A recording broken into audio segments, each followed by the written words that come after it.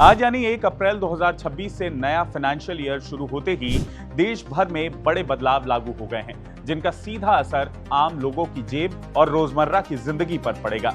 ये वो बदलाव हैं जिनके बारे में आप सभी को जानना बेहद जरूरी है, इसलिए इस वीडियो को अपने फ्रेंड्स और फैमिली के साथ जरूर शेयर कीजिएगा।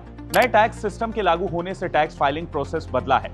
वहीं हाईवे पे सफर करना अब महंगा हो गया है, क्योंकि टोल टैक्स में बढ़ोतरी की गई है।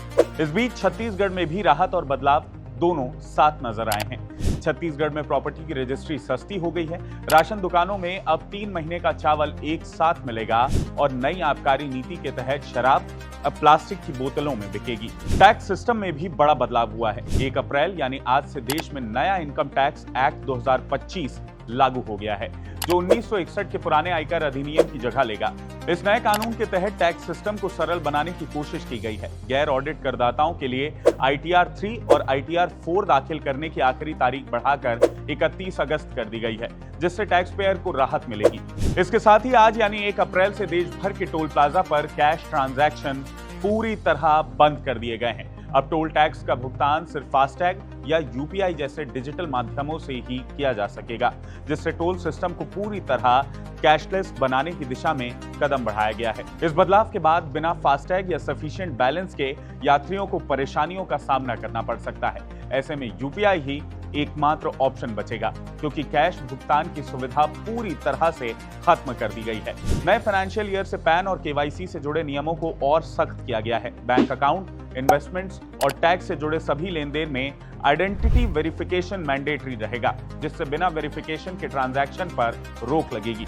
इस कदम का मकसद फर्जी खातों पर नियंत्रण और टैक्स चोरी पर लगाम कसना है। इसके साथ ही पैन कार्ड के लिए सिर्फ आधार ही नहीं, बल्कि बर्थ सर्टिफिकेट या 10वीं की मार्कशीट भी लगेगी।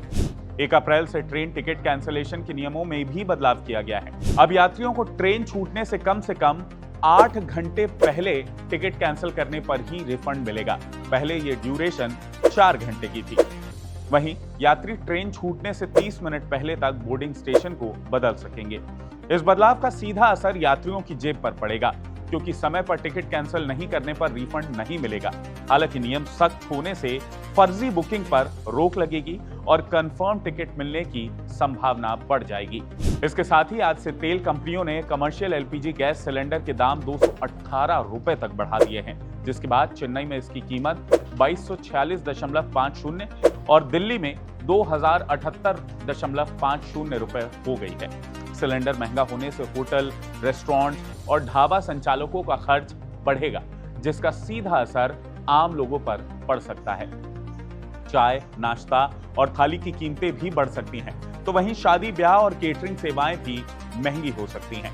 1 अप्रैल से लागू नए वेतन नियमों के तहत कर्मचारियों की बेसिक सैलरी अब उनके कुल CTC का कम से कम 50% रखना अनिवार्य होगा।